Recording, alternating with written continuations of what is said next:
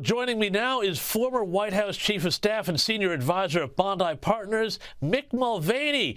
Mick, great to have you here, but what about this unbelievable betrayal, and I don't think there's any other word for it, of Israel, with Joe Biden saying it will stop supplying Israel weapons if they push ahead with their offensive on Rafah? I mean, this from the same guy who said once upon a time said cutting off aid to Israel would be preposterous, and it looks like a political quid pro quo. How transactional and boneheaded is this?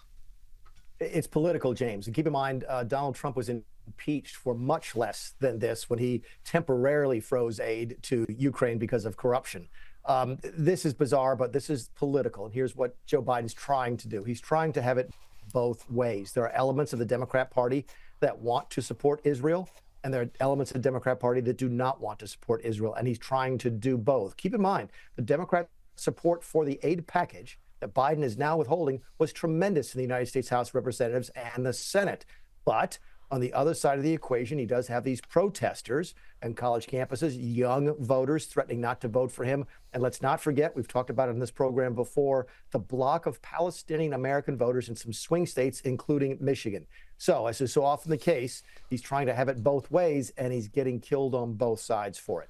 Yeah, but that's the whole nature of this foreign policy. It dates back to the Obama days, this idea that we're going to try and make Iran legitimate and give them kind of a sphere of influence in the Middle East, which, of course, was totally insane to anybody who'd ever read a book about the subject. But just on the question of these protests, how much are they actually now playing into the hands of Donald Trump? I know that in 2020, when we had the Black Lives Matter protests, those really played into the hands of the Democrats. But this now round of protests, it seems like every election year we get them, this seems to be something that's going to turn off the mainstream.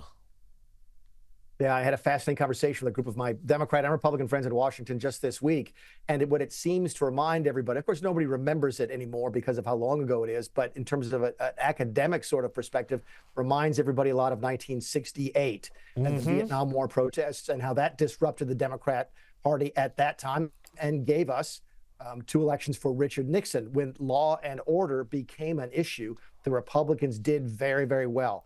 That's sort of the way it feels here today, that even swing voters are looking at these protests going, you know what, I'm all for free speech, but anti-Semitism is a bridge too far. And if Biden's not going to do anything about it, and he's not, I'll consider voting for Donald Trump. So you're already starting to see that filter through. The better comparison is not 2020, it's 1968.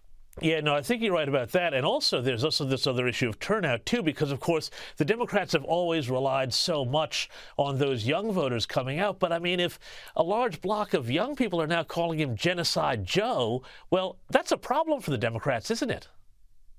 It is. Keep in mind, I taught a class this past semester at the University of Chicago, and the Democrat Party was handing out flyers calling him Genocide Joe and calling on the Democrats to not have their convention in Chicago.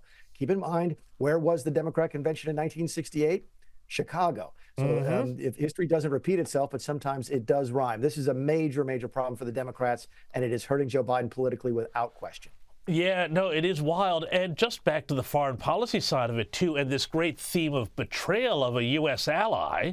And let's remember, Trump was always accused of selling out U.S. allies to cozy up to dictators. Well, less than a day before the Biden administration announced its intent to cut off the arms sales to Israel, check this out. They also issued a sanctions waiver to bypass congressional prohibitions on arms sales to Arab nations that boycott the Jewish state, including Hamas ally Qatar, where a whole bunch of Hamas bigwigs are living in hotel suites, as well as Iran-controlled Lebanon. I mean, at some point, this kind of both sidesism really does feel like they're actually taking the other side. It is. They can't do it as aggressively. Keep in mind, I think left to his own devices, Joe Biden is pro-Israel. He has been for a long time. So what you're seeing him do now is sort of react politically, and that's always going to lead.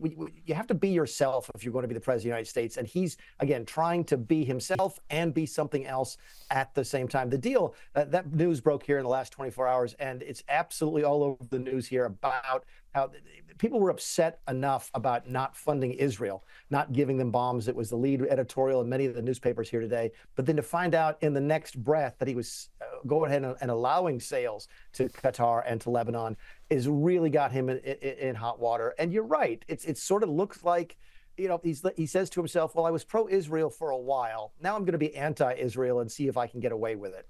Tough sell for the American voters.